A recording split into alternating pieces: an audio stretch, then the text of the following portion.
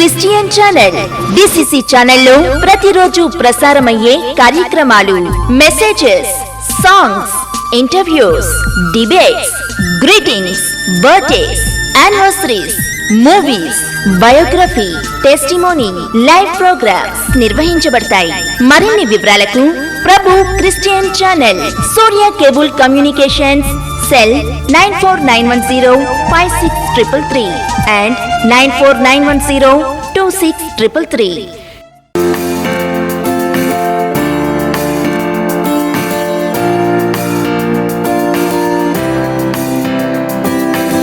దేవునికి స్తోత్రములు.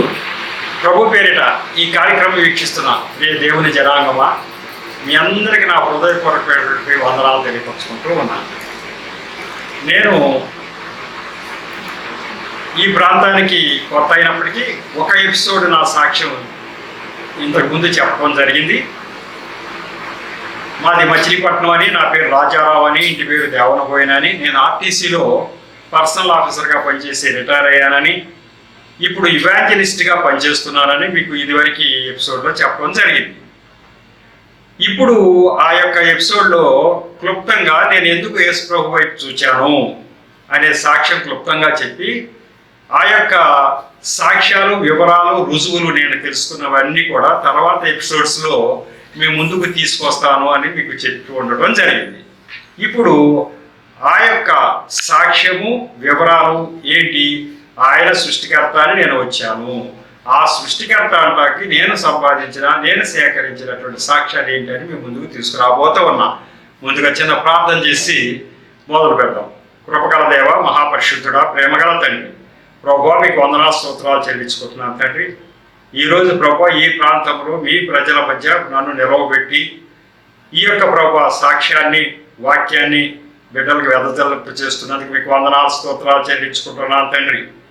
నన్ను పూర్తిగా మరుగుపరచండి తండ్రి, నా నోట మీ మాట ఉంచండి. అలాగే తండ్రి, ఈ కార్యక్రమం వీక్షిస్తున్న బిడ్డలు అందరి హృదయాలు తెరవండి తండ్రి. దీంట్లో విషయాన్ని గ్రహించే శక్తిని వారికి దయచేయండి. అలాగే మీరు ఎవరిని ఉద్దేశించి ప్రభు ఇవన్నీ చెప్పిస్తున్నారో ఆ ప్రజలకి ఇవి చేరవేయబడు లాగున విన్న ప్రతి వారికి కూడా తగిన ప్రేరణ కలగజేయండి.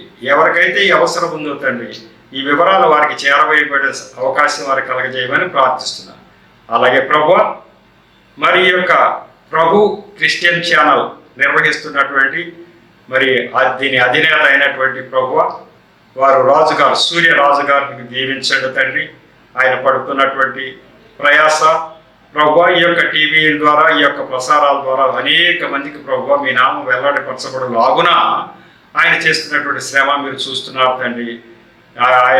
ఆయనను దీవెనలతో నింపమని ప్రార్థిస్తున్నాను తండ్రి. అలా తండ్రి వీక్షిస్తున్నటువంటి ప్రజలందరినీ కూడా ఆశీర్వదించండి. దైవ సేవకులు, అలాగే విశ్వాసులు కానివారు ఎవరు వీక్షిస్తున్నారో వారందరినీ దీవించండి. అలాగే ప్రభు ఈ యొక్క టీవీ పరిచర్యలు ప్రభు మరి ఉపయోగపడుతున్నటువంటి మీ యొక్క పనిముట్లైనటువంటి ప్రభు బిడ్డలందరి విషయం మీ కృపను కొనసాగించండి. అలాగే నా పరిచర్యను కూడా నిత్యము ప్రభు మీ పర్యవేక్షణలో నడిపించి ఆశీర్వదించమని మా ప్రభువును రక్షకుడైన యేసునామములో పరమ తండ్రిని ప్రార్థించి వేడుకుంటున్నా తండ్రి. ఆమేన్. మరొకసారి మీ అందరికి వందనాలు తెలియపరుచుకుంటూ విషయంలోకి వద్దాం. మరి ఇదివరకు నేను చెప్పినటువంటి సాక్ష్యం నాకు చాలా వినూత్నమైన సాక్ష్యం. అందుకోనేమో దేవుడు నీ సాక్ష్యం అన్ని చోట్ల చెప్పాలని బలవంత పెట్టడం చేత నేను సాక్ష్యానికే ఎక్కువగా కేటాయించి ఒక ఇవాంజలిస్ట్గా చేరపడటం జరిగింది. మీకు ఇదివరకు చెప్పాను, నన్ను ఒక జిల్లా అధికారిగా పనిచేసిన మనిషిని మరి ఊళ్ళంతా తిరిగి స్వార్థ ప్రకటించడానికి ఎవరైనా మామూలుగా అయితే సిగ్గుపడతారు. కానీ అటువంటి సిగ్గు కానీ అటువంటి ఇది కానీ లేకుండా లోపల మంట, ప్రేరణ కలగజేసిన వాడు దేవుడు. అలాగే ఈ యొక్క సాక్ష్యంలో ఏముందబ్బా, ఎంతో మంది సాక్ష్యాలు ఉంటాయి కదా, ఈ సాక్ష్యాన్ని దేశమంతా చెప్పమంటున్నారు అని నేను అనుకున్నాను.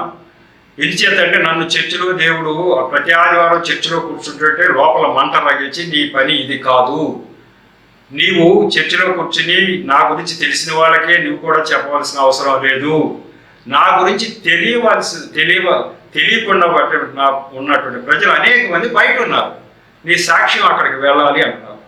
అయ్యో ఈ సాక్ష్యం అంటే ఏముంది, దాంట్లో ఏముంది పెద్దగా విశేషం అని నేను అనుకుంటే ఈ సాక్ష్యమే కావాలని దేవుడు నాకు బయలుపరచడం జరిగింది. ఎందుకు అంటే ఏదైనా సాక్ష్యం నేను కూడా అనుకునేవాడు, ఏదైనా సాక్ష్యం ఉందంటే నాకేదో మెరకే జరగాల. ఇదిగో దేవుడు నాకు ఇది చేసాడు, ఎక్కడ జరగలేదు, నాకు జబ్బు వచ్చింది, ఎక్కడ తగ్గలేదు, యేసు ప్రభు తగ్గించారు, వచ్చారు, అట్లా ఉంటుంది సాక్ష్యాలు. అలాగే నాకు కష్టం వచ్చింది, ఈ కష్టంలో ఈ దేవుడు చేశాడు, వచ్చా అని చెప్తారు. నాకు అట్లాంటిది ఏమీ లేదు, అన్నీ బాగానే ఉన్నాయి నాకు, ఇప్పుడు కొత్తగా ఏమీ లేదు, ఇప్పుడు వెళ్ళి నేను ఏం సాక్ష్యం చెప్తాను అని అనుకుంటూ ఉన్నా. కానీ ఈ సాక్ష్యమే కావాలి ప్రజలకి అంటున్నాడు దేవుడు. ఎందుకు అని అంటే అన్నీ బాగానే ఉన్న వాళ్ళకి ఆ వాళ్ళ క్రియాఫలాలు, వారికి చేసిన మంచి పనుల ద్వారా, వాళ్ళ పితరులు చేసిన మంచి పనుల ద్వారా నేను ఇస్తూ వస్తున్నా. ఆ విషయం వారికి తెలియదు. వారికి తెలిసిందల్లా ఏంటి అంటే వాళ్ళు బాగుంటారు కారణం, వాళ్ళు ఎవరు ఆయన ఆరాధిస్తున్నారో వాళ్ళే ఇస్తున్నారు అని అనుకుంటున్నారు.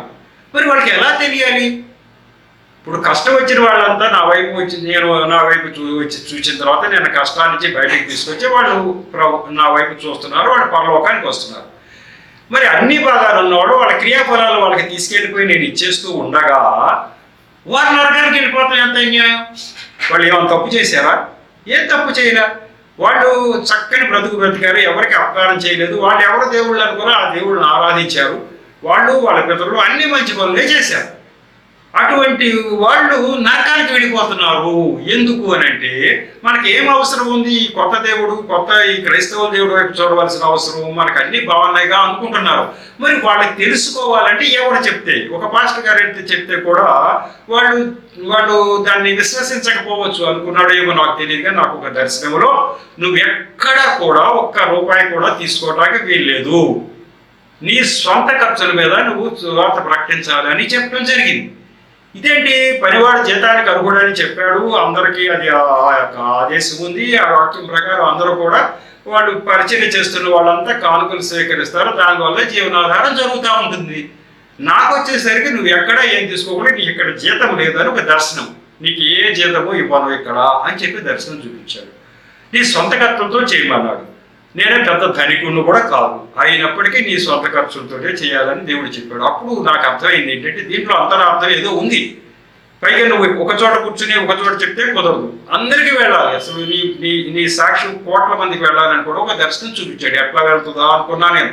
కానీ మీడియా ద్వారా, యూట్యూబ్ ద్వారా అనేక మందికి ఈ రోజు వెళ్ళేటట్టు చేస్తున్నాడు. 180 ఎపిసోడ్లు ఈ రోజుకి దేవుడు నాతో చేయించాడు. ఎలా జరిగిందో నాకు అయితే దర్శనం చూపించే నాటికి 2014లో దర్శనం నాకు, 2018లో దర్శనం నాకు. ఏమని? టీవీలో ప్రసారం వచ్చేస్తూ ఉంది. టీవీలో ప్రసారం వచ్చేస్తుంటే నేను టీవీలో చెప్తున్నాను ఏంటని నా దర్శనంలో అనుకుంటున్నా. అంటే ఒక ఆయన అంటున్నాడు, ఆ ఏర్పాటు అంతా నేనే చేసా అన్నాడు. ఏంటి, నేను చెప్పేది టీవీలో వచ్చేటట్టుగా చేసింది ఒక ఆయన చెప్తున్నాడు, నేనే ఏర్పాటు చేసా అంటున్నాడు. ఇది ఎట్లా జరుగుతుంది? టీవీలో నేను ఎట్లా మాట్లాడతాను? నాకు అంత నాలెడ్జ్ ఏముంది అనుకుంటున్న రోజుల్లో మరి అది క్రమేణా 2022 4 సంవత్సరాల తర్వాత టీవీ పరిచర్యకి దేవుడే తీసుకొచ్చాడు. మరి వరుసగా 180 ఎపిసోడ్లు చెప్పేసడం జరిగింది. అప్పుడు నాకు అర్థమైంది, ఒక రోజు ఆలస్యం అయినా కూడా ఆయన ఒకసారి దర్శనం చూపించేట చేసి చూపిస్తాడు అనమాట.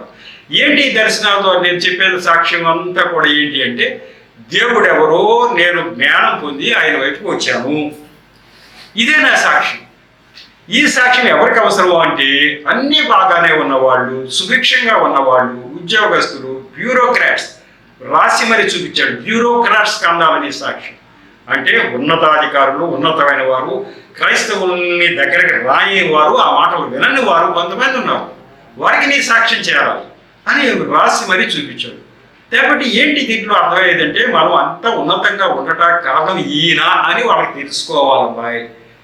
పోనీ ఈ లోకంలో తెలుసుకోకపోతే మేము వాళ్ళ క్రియల ప్రకారం వాళ్ళకి అన్ని మంచి చేస్తున్నాం అనుకో, కానీ నరకానికి వెళ్ళిపోతున్నారే, అది తప్పించాలి కదా మనం అనే ఉద్దేశంతో ఆయన నా సాక్ష్యాన్ని విస్తారంగా ప్రబలింపచేస్తున్నట్టు నాకు అర్థమైంది. ఆయన సృష్టికర్త అని బైబిల్ గ్రంథం ఆది కాండంలో చెప్పారు. చెప్తే అది అయిపోయిందా? అది ఎవరు నమ్ముతున్నారు? నేను యాక్చువల్గా చెప్పాలంటే నేను బైబిల్ కాండంలో ఆది కాండంలో అధ్యాయం చదివిన తర్వాత ఎవరో నాకు బైబిల్ గ్రంథం ఇచ్చిన తర్వాత నేను నమ్మలేదు. ఈయనేంటి సృష్టికర్త అటువంటి, నేను ఇది చేసా ఒక రోజు, అది చేసా, అది అయిపోయింది, ఇది అయిపోయింది అంటాడేంటి? సృష్టికర్త తెలియక జుట్టు పీకుంటున్నారే మన పండితులు, వేద పండితులు. ఎవరు అడిగినా సృష్టికర్త ఎవరో మనకు తెలియదండి అంటున్నారే. ఈయన ఎట్లా ఉంది దీంట్లో? ఎవరు రాశారో రాసిన వాళ్ళే వాళ్ళది ఏముంది రాసేసి ఉంటారో అనుకున్నాం. అప్పుడు తర్వాత దేవుడు నాకు రుజువులు సాక్ష్యాలు బయటికి తీసుకురావడం జరిగింది. ఆ రుజువులు చూసిన తర్వాత నిజమే ఈయనే సృష్టికర్త అని నాకు అర్థమైంది. ఈ విషయం మరి 1 కోట్ల మంది ప్రజలకి తెలుసా? సృష్టికర్తలు ఎంతమంది ఉంటారు? ఒక్కళ్ళు ఉంటారా? ఎక్కువ మంది ఉంటారా? ఒక్కడే ఉంటారు. అది కూడా ఆయనే చెప్పాడు, నేను ఒక్కడే సృష్టికర్తను. పోనీ మీకెంత ఎవరన్నా ఉన్నారా? రకరకాల దేవుళ్ళు, రకరకాల మతాలు అనేకమైనవి ఉన్నాయి కదా, వాళ్ళందరూ మరి మీకెందుకు సంబంధించిన వాళ్ళ కాదా అంటే నో, నేను ఒక్కడే దేవుణ్ణబ్బా, ఇంకొకరు లేనే లేరు అని ఆయన చెప్పేస్తున్నాడు. అంటే మరి మిగతా వెళుతున్నటువంటి దారులన్నీ కరెక్ట్ కాదా ఏంటి? దేవుడు నాకు బైబిల్ గ్రంథం ఇచ్చి కూడా అదే చెప్పాడు, ఇది సరైన మార్గం అన్నాడు. క్రిస్టియనానికి కానీ మతవానికి ఏమంటారు, ఇది మార్గం అంటున్నాడు. అంటే దీన్ని బట్టి దేవుడు ఒకడున్నప్పుడు అసలు మతాలు ఎందుకు ఉంటాయి? నా ఆలోచన. మతాలు ఎందుకు ఉంటాయి? చాలా దేవుళ్ళు ఉంటే మతాలు ఉంటాయి. ఇగో ఈ దేవుడు ఆరాధించేవాళ్ళు ఈ మతం, ఈ దేవుడిని ఆరాధించేవాళ్ళు ఈ మతం అంటారు. అసలు ఈయనేమంటున్నాడు, అసలు దేవుళ్ళు అనేవాళ్ళు అనేక మంది లేరు, ఉన్న దేవుడే నేను ఒక్కడే అంటున్నాడు. ఒక్కడే అన్నప్పుడు దానికి ఇక మతం ఏంటి? ఒక్కడే అంటే ఇక ఇంకొక దేవుడు లేనప్పుడు ఒక్కడే అన్నప్పుడు మతం ఏంటి? కాబట్టి అది ఒక మార్గం అన్నాడు అంతే. అందరికీ ఇదే మార్గం అన్నమాట అనేది నాకు అర్థమయ్యేటట్టుగా చేయడం జరిగింది. మరి సృష్టికర్త ఈయన అని చెప్పి దాంట్లో రాసిందే నాకు ఒక దర్శనంలో కూడా ఆయనే స్వరం ద్వారా వినిపించడం జరిగింది. 71వ దర్శనం నాది. అక్కడక్కడ 100 దర్శనాలు లాగా ఉన్నాయి. 100 దర్శనాలు చెప్పడం వీలవదు, కానీ నేను కొన్ని ఎంచుకుని ఈ సృష్టికర్త ఆయన అంటానికి రుజువు ఏంటి అని సూచించినప్పుడు 71వ దర్శనం మీకు చదివి వినిపిస్తాను.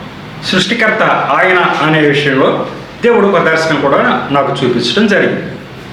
ఆ యొక్క దర్శనం 7/10/2018 2018వ సంవత్సరంలో, అంటే ఇప్పుడు ఒక 5 సంవత్సరాల క్రితం చూపించినటువంటి దర్శనం ఇది. తెల్లవారుజామున కలలో ఒక దర్శనం ఇలా కలిగింది. ఎవరో ఇద్దరు పోట్లాడుకుని ప్రమాణం అనే మాట అంటున్నారు.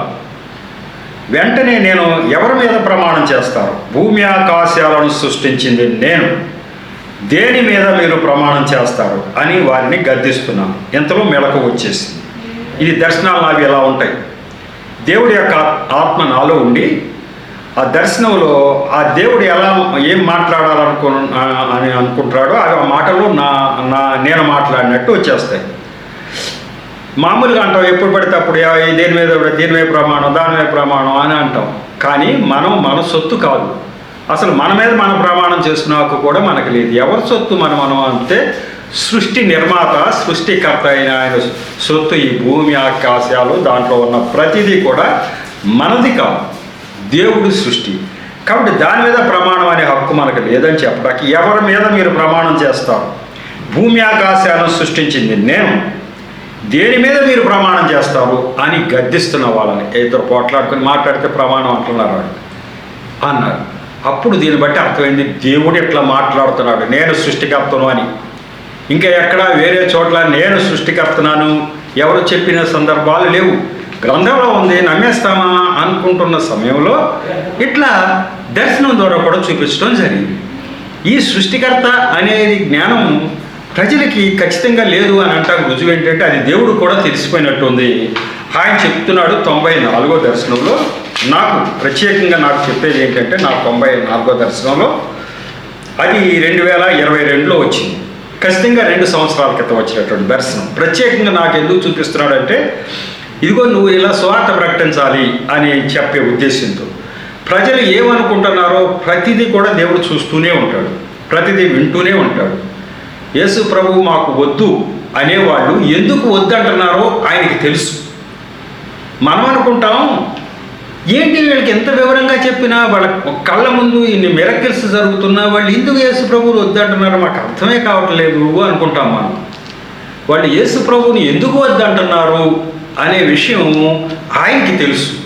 సృష్టికర్తకి హృదయాంతరాలని ఎరిగిన దేవుడు ఆయన. అందుకే ఆయన నాకు చెప్తున్నాడు అనమాట, వాళ్ళు ఎందుకు యేసు ప్రభు వద్దంటున్నారో ఆయనకి తెలుసు. కాబట్టి ఇలా దర్శనం చూపించాడు. 30/4/2022 తేదీన జరిగిన ఆ యొక్క దర్శనం.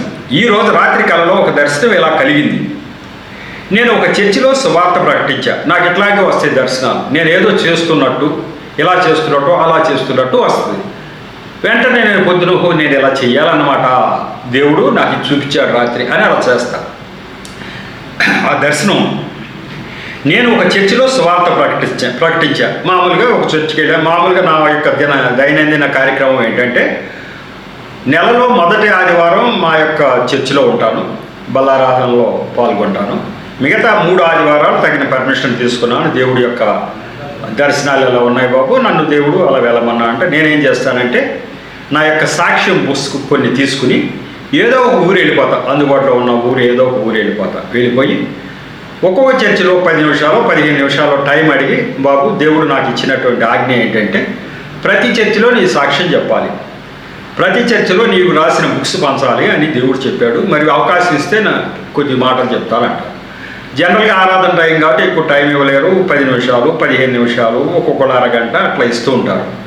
2-3 చర్చిల్లో ఇదిగో నా సాక్ష్యం ఇది, దేవుడు నాకు ఏమీ చెయ్యలేదు కొత్తగా, కానీ దేవుడు నా జ్ఞాననేత్రం తెరిచాడు, దేవుడు అన్న ఆయన ఒక్కడే అని, ఆయన ఈయన అనే విషయం నాకు తెలిసేట్టుగా చేశాడు, ఆ విషయమే బుక్ రాశాను, అది చదువుకోండి. మీరు అన్యజనులకి యేసు ప్రభు మార్గంలో లేని వారికి ఈ విషయాలు చెప్పండి అని చెప్పి ఇంకో చర్చికి వెళ్ళిపోతూ ఉంటా. అలా 2-3 చర్చిల్లో నేను చెప్పి సాయంకాలానికి ఇంటికి వచ్చేస్తుంటా. ఆదివారం పరిస్థితి అది. ఒకవేళ నేను వెళ్ళకపోతే ఒకరోజు నన్ను దేవుడు గద్దించాడు. ఇన్ని కోట్ల మంది ఆత్మలో నశించిపోతూ ఉంటే నీకెలా నిద్ర పడుతుంది అని దేవుడు నా ద్వారా ఇప్పుడు ఎట్లయితే భూమి ఆకాశాలు సృష్టించింది నేను అని నాతో ఎట్లా చెప్పించాడో, అలాగే నేను ఒక పాస్టర్ గారిని గద్దిస్తున్నా. మీకు అసలు భారం ఏంటి? భూమి ఆకాశాలు ఇన్ని కోట్ల మంది ఆత్మలో నశించిపోతూ ఉంటే మీకు ఎలా నిద్ర పడుతుంది, మీకు భారం ఏది అని నేను ఒక పాస్టర్ గారిని గద్దిస్తున్నా. అంటే దేవుడు గద్దిస్తున్నాడు. అది నాకు కూడా వర్తిస్తుంది. దేవుడు గద్దించేది ఏంటంటే, ఇన్ని కోట్ల మంది ఆత్మలు నశించిపోతున్నాయి, మీరు ఎంతో భారం కలిగి వాటిని తప్పించడానికి అగ్నిలో నుంచి కొంతమందినైనా బయటకు లాగడానికి మీరు ప్రయత్నించాలని దేవుడు నాకు దర్శనాల ద్వారా చెబుతున్నాడు. ఇప్పుడు ఈ దర్శనం అట్లా అనమాట. నేను ఒక చర్చిలో సువార్త ప్రకటించాను. మరలా రాత్రి ఆ గ్రామంలో ఇంకో ఆయన సాయంతో ప్రకటిస్తూ అక్కడ ప్రజల అవమానాలు తీరుస్తున్నాను. ఓ రోజు వెళ్ళాను, ఒక చర్చిలో సాక్ష్యం చెప్పేశాను. ఇదంతా దర్శనం కల్లో. మళ్ళీ వెంటనే వచ్చేస్తాను. నేను జనరల్గా వచ్చేయకోకుండా అక్కడే ఉండిపోయి అక్కడున్న ఒక ఆయన్ని సహాయం తీసుకుని, జనరల్గా ఏంటి చర్చిలో చెప్పినప్పుడు పాస్టర్ గారితో పని, మన ప్రజల్లో అన్ని జనుల మధ్యకి వెళ్ళాలంటే ఎవరో కూడా ఊళ్ళో పెద్ద మనిషికి ఆయన కావాలిగా. ఒక పెద్ద మనిషిని తీసుకుని, బాబు కొంచెం నేను ఊరంతా వెళ్ళి 4 మాటలు చెప్పాలి, నాకు కొంచెం దారి చూపించమని ఒక ఆయన సహాయం తీసుకుని అందరి దగ్గరికి వెళ్ళి వాళ్ళ అనుమానాలు తీరుస్తున్నా. ఎట్లా, యేసు ప్రభువుని మీరు ఎందుకు వద్దంటున్నారు ఏంటి అనే విషయాలు తీరుస్తున్నా. అన్యజనుల ముఖ్యమైన అనుమానం ఏమిటంటే, వాళ్ళు ఇష్టం లేకపోయినా యేసు ప్రభువుని ఎందుకు నమ్మాలి అని. వాళ్ళు అన్నారు, నేను వెళ్ళి అడుగుతున్నా, ఏంటి బాబు మీకు ఏంటి ఇబ్బంది, యేసు ప్రభువుని అంగీకరించాలంటే మరి ఆయన శిలువయాగం చేశాడు, మన పాపాలన్నిటిని ఆయన మీద మోసాడు, మరి మనం నరకం తప్పించుకోవాలంటే అది ఒకటే మార్గం కదా నమ్మాలంటే. వాళ్ళు ఏమంటున్నారంటే, మాకు ఇష్టం లేదండి యేసు ప్రభు అంటే, యేసు ప్రభు అంటే మాకు ఇష్టమే లేదు, మేము ఎందుకు నమ్మాలి అని అన్నారు.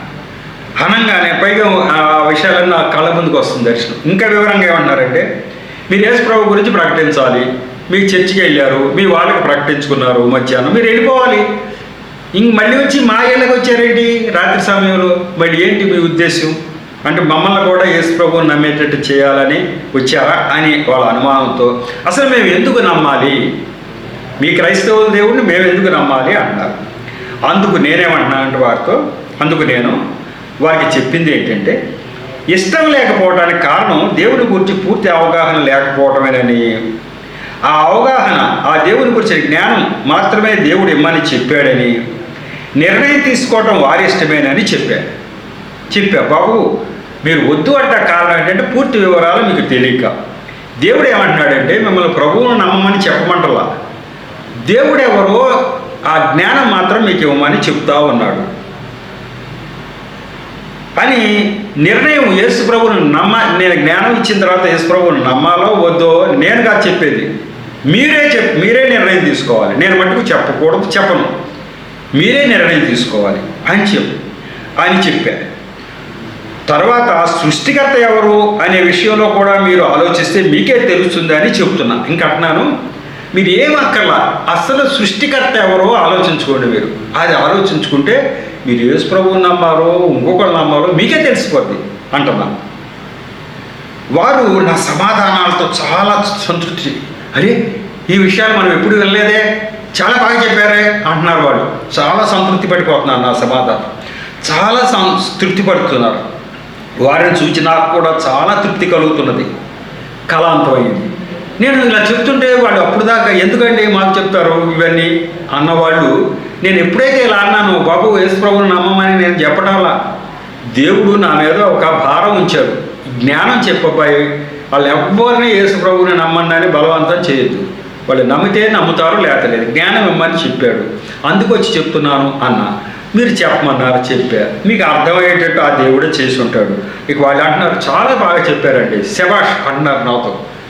అంటే వాళ్ళు ప్రభువుని నమ్ముతారని కాదు, కానీ వాళ్ళకి నచ్చింది, మనం చెప్పింది పద్ధతి నచ్చింది. అసలు దేవుడు ఎవరు, ఈయన ఎందుకు దేవుడు అనే విషయం మనం చెప్పింది వాళ్ళకి నచ్చింది.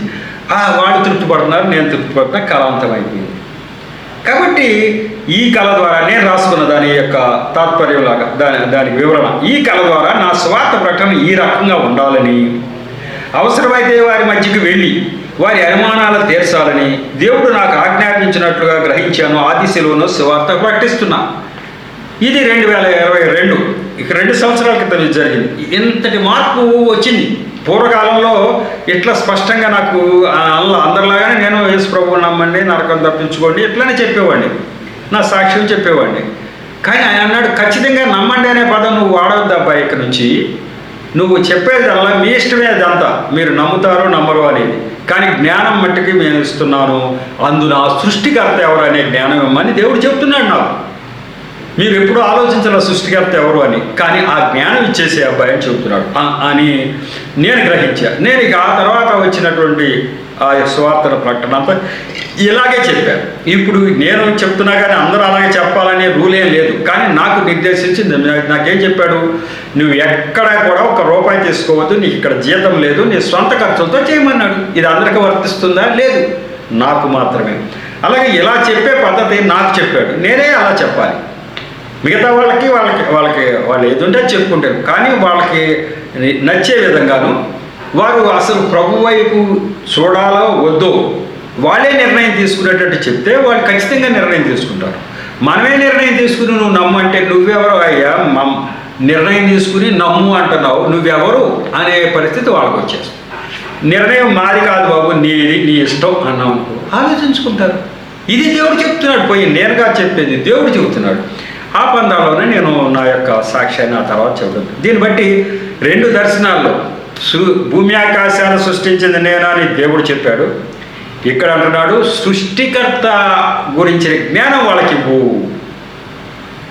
వాళ్ళని యేసు ప్రభువు నమ్మమని బలవంతంగా నమ్మమని చెప్పవద్దు, నిర్ణయం వాళ్ళనే తీసుకోమని.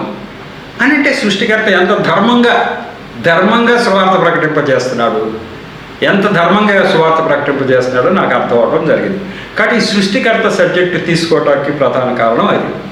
ఇక ఆయన సృష్టికర్త అంటాకి ఏంటండి రుజువులు, ఏంటండి సాక్ష్యాలు అని మీరు అనవచ్చు. ఇక అవి చూస్తే ఆశ్చర్యపోతారు మీరు. యోబు గ్రంథం 26వ అధ్యాయం 7వ వచనంలో ఇలా చెప్పబడి ఉంది. యోబు గ్రంథం 26:7లో చెప్పబడి ఉంది. ఏం చెప్పబడి ఉంది అంటే, ఈ భూమి శూన్యంలో వేలాడదీయబడి ఉంది అని చెప్పబడింది. అందరూ చెప్తారు ఇదంతా యేసు ప్రభు వారు చెప్పారట, బైబిల్ గ్రంథంలో చెప్పబడిందంట, శూన్యంలో వేలాడదీయబడి ఉందట. వాటి వేలాడదీయబడి ఉంటే అది శాస్త్రజ్ఞులు కనుక్కున్నారట, అది నిజమేనట అని అందరూ అంటున్నారు. కానీ దాని లోపలికి ఆ మర్మం ఏంటి ఎవరు చూపించట్లా, ఎవరు ఆలోచించట్లే. ఏంటి దీంట్లో విశేషం? బైబిల్ గ్రంథంలో చెప్పారు, సైంటిస్టులు రుజువు చేశారు. దీంట్లో ఏంటి అంత పెద్ద విశేషం అంటే దాంట్లో చాలా పెద్ద విశేషం ఉంది.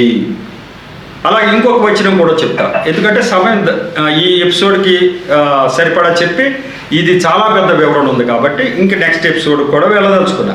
ఇలాంటి మాట 37:12లో కూడా ఒక మాట చెప్పడం జరిగింది. ఆ 37:12 ఏం చెప్పాడు దేవుడు అని అంటే, ఈ యొక్క భూగోళం అనేది నరులకు నివాసయోగ్యంగా నేను చేశాను. దీని మీద మేఘాల సంచారం చేశాను. నేను అవి వర్షం కురవమంటే కురుస్తాయి, ఆగమంటే ఆగుతాయి. ఇట్లా నిర్ణయం చేశా. శిక్ష కొరకే కానీ వాళ్ళ మేలు కొరకే కానీ నేను ఆజ్ఞాపించింది అవి చేస్తాయి అని యోగు గ్రంథం 37:12 చెప్పడం జరిగింది. భూగోళం అనే పదం వాడాడు. భూమి అనేది గోళంగా ఉంది అని ఎవ్వరికీ తెలియదు. అసలు మనం చూస్తే అది గోళం అని అనిపించదు. ఇది మామూలు బల్లపరుపుగా ఉన్నట్టు అందరూ అనుకుంటారు. దీని ప్రకారం కథలన్నీ అల్లేసి రకరకాలుగా చెప్తూ ఉంటారు. కానీ బైబిల్ గ్రంథంలో దేవుడికి ఎట్లా తెలిసింది ఇది గోళంగా ఉందని?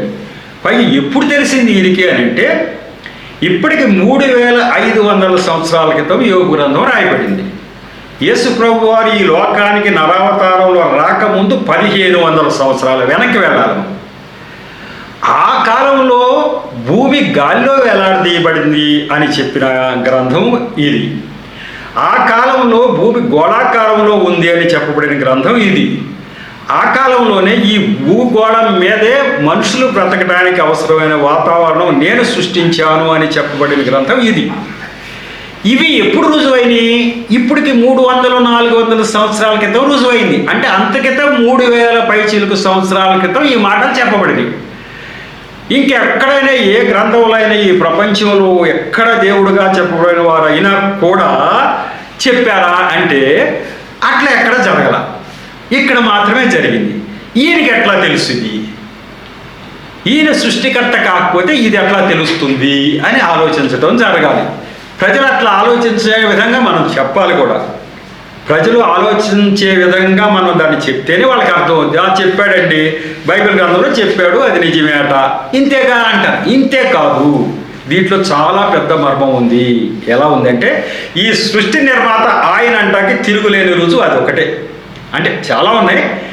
మన కళ్ళ ముందు కనబడే రుజువు అది ఆయనే సృష్టికర్త.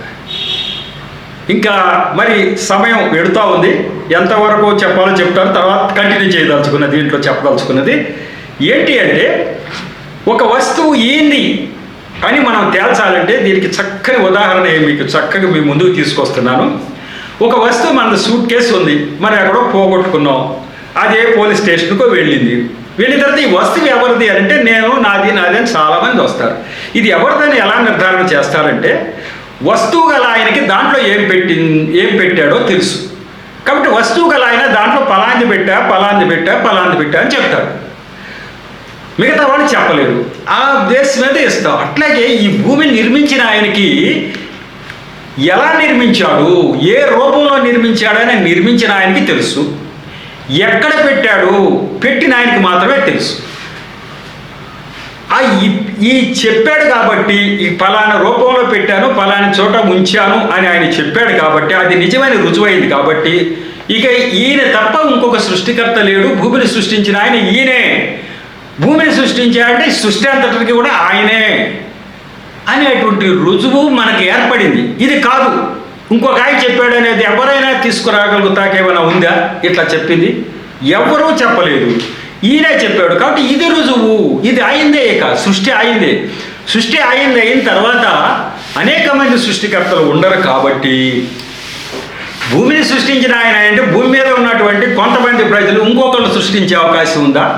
భూమిలో ఒక భాగం, భారతదేశం అనే భాగాన్ని ఇంకొకరు ఎవరైనా సృష్టిస్తారా? ఇంకో భాగాన్ని ఇంకొకరు సృష్టించే అవకాశం ఉందా? లేదు. కాబట్టి యోగ గ్రంథంలో రాయబడినటువంటి ఈ మహత్తరమైనటువంటి 2 అంశాలని మనం చూసుకుంటే ఖచ్చితంగా ఈయనే సృష్టికర్త అని అర్థమైంది. ఇంత లోతుగా ఎవరు ఆలోచించారు? మరి బైబిల్ గ్రంథంలో ఎప్పుడో ఉంది కదండి, 3500 సంవత్సరాల క్రితం విషయాలు రాశారు కదా. మరి దీంట్లో అది ఎందుకు నమ్మలేదు ప్రజలు అని అంటే ప్రజలు అంత తేలిక నమ్మరు, రుజువులు కావాలి. నేను బైబిల్ గ్రంథం మొట్టమొదటిగా ఆదికాండం చదివినప్పుడు నేను సృష్టించేసా అని ఉంది. నేను నమ్మేశానా? సృష్టికర్త ఎవరు అని అందరూ వెనక పడతాను. ఇంకా ఇది నమ్మలా అంటే సరిపోద్దా? నేను చేశాను రాస్తే సరిపోద్దా? ఏంటి రుజువు అని చెప్పి అసలు సృష్టికర్త ఎవరని అనేక మంది పండితులను అడుగుతా ఉన్నా. వాళ్ళు అన్నారు సృష్టికర్త మనకు తెలియదు పో అన్నారు వాళ్ళు. కానీ సృష్టికర్త ఈయన అంటాక రుజువులు ఇవి అని తెచ్చింది ఇప్పుడు. మరి ఈ విషయాలు అందరికీ చెప్పద్దా? ఇది తెలుసుంటే ఆయనే సృష్టికర్త అయితే మరి మిగతా వాళ్ళు సృష్టికర్తలు కాకపోతే మనం ఎందుకు వేరే వెళుతున్నాం అంటే తెలియక ఇప్పుడు నిన్నటి దాకా నాకు తెలియలా. నేను ఎంతో చదువుకున్నా, MA వరకు చదువుకున్నా, మంచి ఉద్యోగం చేశాను, నాకు తెలియలే. సృష్టికర్త ఎవరో తెలియలే, సృష్టికర్త ఈయన అంటాకు సరైన రుజువులు ఉన్నాయని తెలియలే. బైబిల్ గ్రంథంలో రాశారు కానీ దానికి ఎంత పెద్ద బలమైన రుజువులు సాక్ష్యాలు ఉన్నాయని నాకు తెలియలే. నాకు తెలియలేదంటే అనేక మందికి తెలియదు, కోట్ల మందికి తెలియదు. ఈ విషయం కూడా తెలియపరచవలసిన అవసరం మన మీదే ఉంది. ఎందుకు? బైబిల్ గ్రంథం ఎవరు చదువుతారు? మనం చదువుతామా? అన్యులు చదువుతారా? మనమే చదువుతాం. మనం చదివి దాన్ని సరిగ్గా అర్థం చేసుకోకుండా దాన్ని పక్కన పడేస్తే మరి వాళ్ళకి ఎవరు చెప్పాలి? దేవుడు తాపత్రయం అదే. ఇదిగో నేను దేవుణ్ణి, మీకు ఒక్కడికే కాదు, క్రైస్తవులకు ఒక్కడికే కాదు, బైబిల్ గ్రంథంలో చేతిలో పట్టుకున్న వాళ్ళకే నేను దేవుణ్ణి కాదు, మిగతా వాళ్ళకు కూడా దేవుణ్ణే. మరి వాళ్ళకి ఈ విషయాలు ఎవరు చెప్పాలి? మీకు చెప్పడానికి పాస్టర్ గారు ఉన్నారు, రోజు చెప్తారు మీకు చర్చిల్లో. మిగతా వాళ్ళకి సంగతి ఏంటి? వాళ్ళకి నిజాలు ఎవరు చెప్పాలి? రుజువులు ఎవరు చెప్పాలి? దేవుడిగా సృష్టికర్తగా నేను వచ్చి అన్ని ఇళ్ళకి వెళ్ళి చెప్పలేను కదా. కాబట్టి దాని ఏర్పాట్లు ఏదో నేను చేయాలనుకున్నాడో ఏమో తెలియదు కానీ నా ద్వారా ఈ సాక్ష్యాన్ని విస్తారంగా ప్రజల్లోకి తీసుకెళ్ళమని చెబుతా ఉన్నాడు.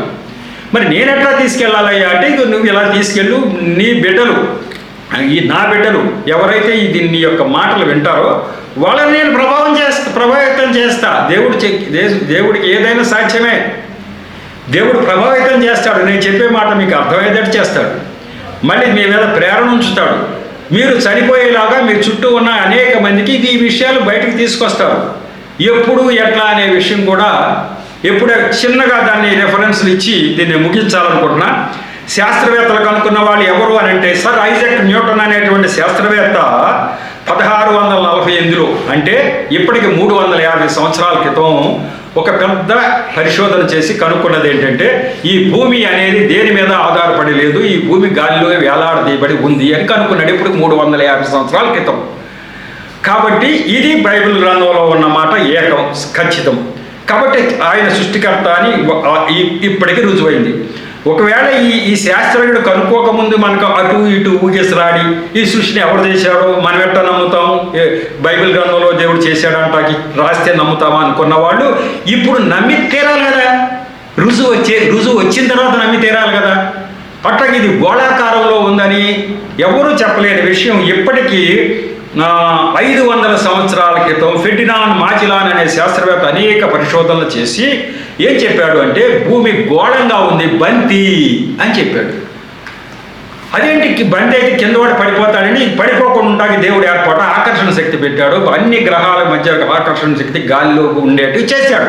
మనుషులు కూడా పడకుండా ఉండటానికి ఆయనే ఏర్పాటు చేశాడు ఈ ఆకర్షణ శక్తిని అని చెప్పేశాడు. ఎవరు? ఈ యొక్క ఈయన ఎవరు? ఐజాక్ న్యూటన్ చెప్పాడు ఆకర్షణ శక్తి. అలా ఈ గోళాకారంలో ఉన్న అనేక రుజువులతోటి ఫెర్డినాండ్ మాజిలాన్ చెప్పాడు. కాబట్టి 400-500 సంవత్సరాలుగా చెప్పి రుజువులు అయిపోయిన తర్వాత ఖచ్చితంగా దేవుడు ఎవరో మనకు తెలిసిపోయి ఉండాలి. అంతకితం పోయిన డౌట్ ఇది అవునా కాదా అనుకో, ఇప్పుడు డౌటే ప్రశ్నే లేదు. అయితే ఎందుకు తెలియలే అందరికి ఇప్పుడు వరకు? ఈ 400-500 సంవత్సరాలుగా మనం చెప్పట్లేదు అంటే ఇంత లోతుగా మనం ఎవరికి చెప్పలా, ఇంత లోతుగా ఎవరో ఆలోచించలా. ఇప్పుడు ఏమైనా ఆలోచిస్తారేమో చూద్దాం. దేవుడే దర్శనంలో ఏమంటున్నాడు? నువ్వు యేసు ప్రభువు నమ్ము అని చెప్పే మాటే చెప్పక్కర్లా. సృష్టికర్తను నేను ఎలా అనే విషయం నువ్వు ఎలా తెలుసుకున్నావు చెప్పు అన్నాడు. అంతే. ఇదిగో ఎలా తెలుసుకున్నా అని నేను చెప్పా. ఆయన నువ్వు ఎలా తెలుసుకుంటే తెలుసుకోవయ్యా, నాకు వద్దు అన్నాడు. ఊరుకోవటమే. నువ్వు తెలుసుకున్నావు, నువ్వు వెళ్ళావు, నేను తెలుసుకున్నా నేను రాను అంటాడు. నువ్వు ఊరుకో, అంతే కాదు ఎవరు నువ్వు బలవంతం చేయి. కావాలని కోరుకుని నరకానికి వెళ్ళే వారి విషయంలో ఆయన ఇబ్బంది పట్ల నువ్వు ఎక్కువ ఏది కోరుకుంటే అదే. కానీ తెలియక నరకాన్ని కోరుకుంటున్నారు కోట్ల మంది అని ఆయన చెప్తున్నాడు. నాకు తెలియక విషయాలు లోతుగా తెలియక చెప్తున్నారు అనే విషయం చెప్తున్నాడు దేవుడు. కాబట్టి ఆ విషయాల మీద నేను ఫోకస్ చేస్తున్నాను. కాబట్టి సృష్టికర్త ఆయన అంటాకి ఇంకా అనేకమైనటువంటి విస్తారమైనటువంటి రుజువులు బైబిల్ గ్రంథంలోంచి మీకు తీసుకురాదలుచుకున్నా. తర్వాత ఎపిసోడ్లో ఈ విషయాలే మీకు తీసుకురాదలుచుకున్న. ప్రజల విషయంలో ఆయన ఇజ్రాయెల్ ప్రజల విషయంలోనే కాదు, అందరి ప్రజల గురించి ఆయనే బాధ్యత వహించి ఆయనే నిర్ణయాలు తీసుకుంటున్నాడు అనే విషయాలు తర్వాత ఎపిసోడ్లో నేను చెప్పదలుచుకుంటూ ఉన్నాను. మీకు ఇదివరకే మరి ముందుకు తీసుకొచ్చినప్పుడు చెప్పానో లేదో, నా పేరు దేవనబోయిన రాజారావు, ఇవాంజలిస్ట్గా పనిచేస్తున్నాను. మా గ్రామం మచిలీపట్నం దగ్గర సత్రవపాలెం అనే గ్రామం. నేను రిటైర్డ్ ఆర్టీసీ పర్సనల్ ఆఫీసర్ని. కాబట్టి దేవుడు నన్ను ఏర్పరచుకున్న తర్వాత ఇవాంజలిస్ట్గా నువ్వు ఈ యొక్క సాక్ష్యాన్ని అనేక మందికి పంచమనటం చేత, మరి ఈ యొక్క భారం కలిగి ఉండటం చేత నేను ఇలా అనేక ఎపిసోడ్ల ద్వారా టీవీలో చెప్పడం కానీ, చర్చ్ టు చర్చ్ తిరిగి నా పుస్తకాలు అందజేయటం కానీ జరుగుతూ ఉంది. 100 దర్శనాలు చూపించాడు, కానీ 100 దర్శనాలు మీకు చెప్పాలంటే టైం పడుతుంది. కాబట్టి ఎక్కడెక్కడ అవసరం వస్తుందో ఆ ఒక్క దర్శనాన్ని మీ ముందుకు తీసుకురాదలుచుకుంటున్నాను, అవి తీసుకొస్తూ ఉంటున్నాను. ఇప్పుడైతే మరి సమయం దగ్గరకు వచ్చింది కాబట్టి చిన్న ప్రార్థన చేసి ముగించాలి అని అనుకుంటున్నాను. కృపగల దేవ, మహాపరిశుద్ధుడా, ప్రేమగల తండ్రి, ప్రభువా మీకు వందనాలు స్తోత్రాలు చెల్లించుకుంటున్నాను. ఈరోజు ప్రభువా నా సాక్షి యొక్క ప్రభువా 2వ భాగంగా ఇది నేను ప్రసంగిస్తుండగా నా నోటి ద్వారా మీరు పలికినందుకు మీకు వందనాలు స్తోత్రాలు. అలాగే తండ్రి, వింటున్న బిడ్డల హృదయాలలో తగినంత ప్రేరణ, తగినంత మార్పు, తగినంత జ్ఞానాన్ని మీరు దయచేసినందుకు వందనాలు స్తోత్రాలు చేయండి. ఇది ఎవరి మధ్యకు చొచ్చుకుపోవాలో ఈ విషయాలు వారి మధ్యకి ప్రభు మీ బిడ్డల ద్వారా చేరవేస్తాకి ప్రభు మీరు చేస్తున్న ప్రయత్నం గురించి మీకు వందనాలు స్తోత్రాలు తెలియపరచుకుంటూ నిరంతరము ఈ కృపను ప్రభు మా అందరి మీద ఉంచమని, మరి ఈ యొక్క ప్రభు క్రీస్తు ఛానల్ నిర్వాహకులు, దాని అధినేత సూర్యరాజు గారు, మరి వారి సిబ్బంది, అలాగే దీన్ని వీక్షిస్తున్నటువంటి సేవకులు, అలాగే విశ్వాసులు, అలాగే అన్య జనాంగం ఎవరైతే వీక్షిస్తున్నారో వాళ్ళందరినీ కూడా దీవించమని, అలాగే నన్ను నా పరిచర్యను ఇక ముందు కూడా దీవించమని మా ప్రభువును రక్షకుడైన యేసు నామములో పరమ తండ్రిని ప్రార్థించి వేడుకుంటున్నా తండ్రి. ఆమేన్. మరొకసారి మీ అందరికీ నా వందనాలు తెలియపరుస్తున్నాను.